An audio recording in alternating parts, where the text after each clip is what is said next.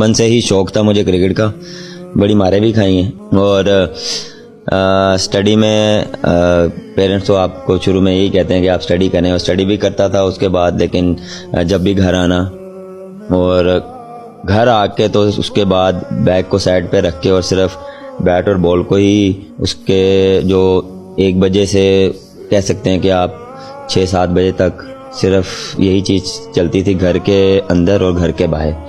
Mostly घर के बाहर ही होती थी। और यहाँ तक आप अंदाज़ा लगाएं कि जून जुलाई की गर्मियों में सिर्फ 2-2 घंटे गली में खेलते रहना और सिर्फ बैटिंग करना।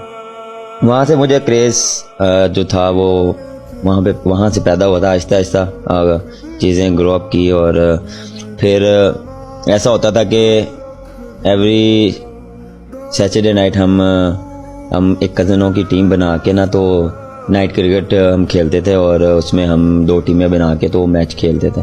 तो वहाँ से लगा कि यार अब थोड़ा सा प्रोफेशनल की तरफ भी जाना चाहिए।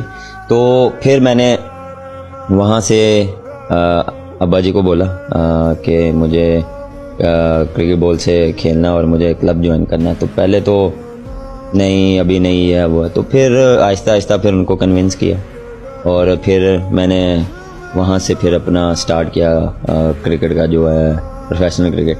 ऐसे ही है, आपको ना इसके लिए थोड़ा सा पागलपन होना चाहिए। अगर आपने कुछ बनना है या कुछ आपने अचीव करना है, उसके लिए आपको थोड़ा सा क्रेज़ी होना पड़ता है। और मैं जब मैंने स्टार्ट की थी मोस्टली अगर आप मैं 6 महीने बाद जो था वो मैंने यही सोचा था कि अब कुछ करना है, क्योंकि कुछ पाने के लिए आपको कुछ खोना पड़ता है। तो वहाँ से फिर मैं स्टडी को थोड़ा सा मैंने अपना वो थोड़ा सा कम हो गया था, लेकिन मेरी स्टडी साथ चल रही थी।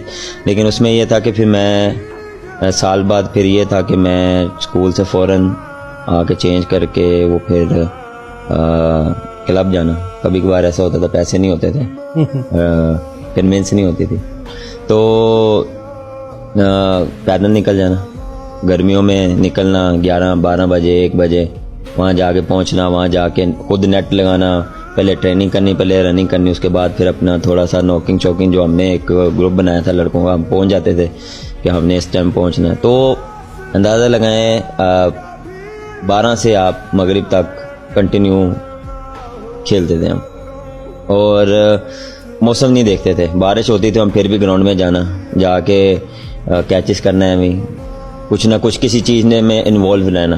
तो वो क्रेज़ अभी भी जब याद करता हूँ तो काफ़ी चीज़ें याद आती हैं।